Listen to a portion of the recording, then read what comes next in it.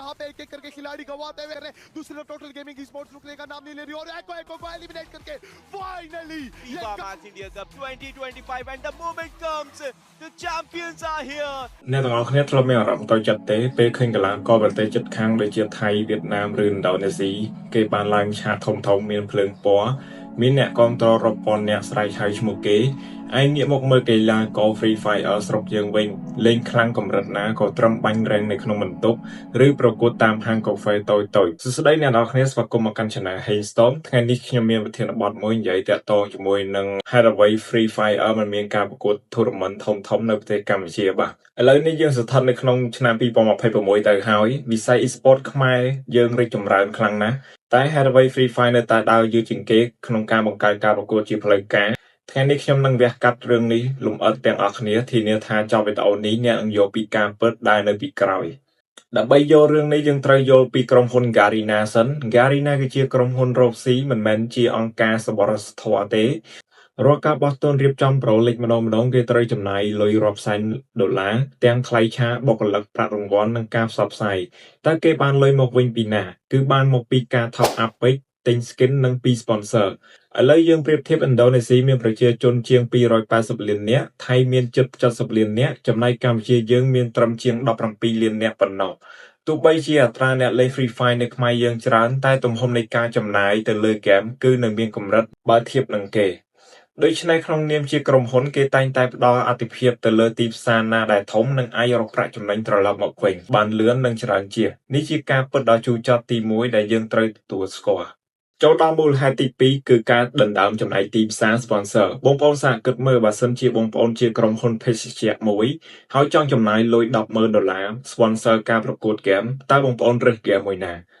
នៅកម្ពុជា Mobile Legends និង PUBG Mobile បានសាំងឬគោលយ៉ាងរឹងមាំយូរឆ្នាំមកហើយពួកគេមានរចនាសម្ព័ន្ធលេខដូចជា MPL ច្បាស់លាស់មានអ្នកមើលរាប់លានដងកាលណាហ្គេមទាំងនេះស្រូបយក sponsor ធំៗអស់ទៅវាធ្វើឲ្យ Free Fire ខ្វះខ្នងមួយឯកផ្នែកហិរញ្ញវត្ថុក្នុងស្រុក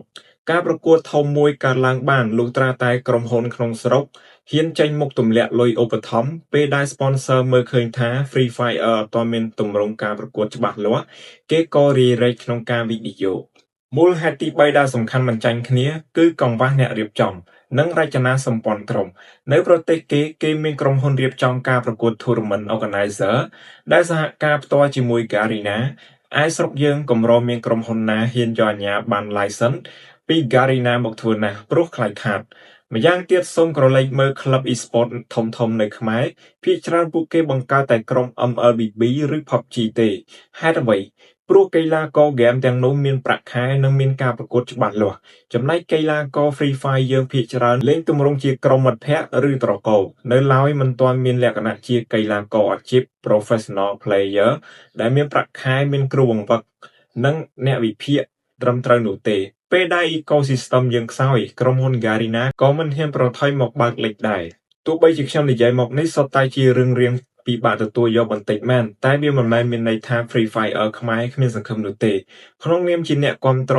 តើយើងធ្វើបានអ្វីខ្លះទី1យើងត្រូវគាំទ្រការប្រកួតតូចៗក្នុងស្រុកឲ្យបានច្រើនដើម្បីបង្ហាញចំនួនទស្សនាទៅកាន់ sponsor ទី2កីឡាករខ្លួនឯងត្រូវពង្រឹងវិន័យលេងប្រកបដោយក្រមសីលធម៌និងផ្លាស់ប្ដូរផ្នត់គំនិតពីការលេងកម្សាន្តមកជាការលេងលក្ខណៈអាជីព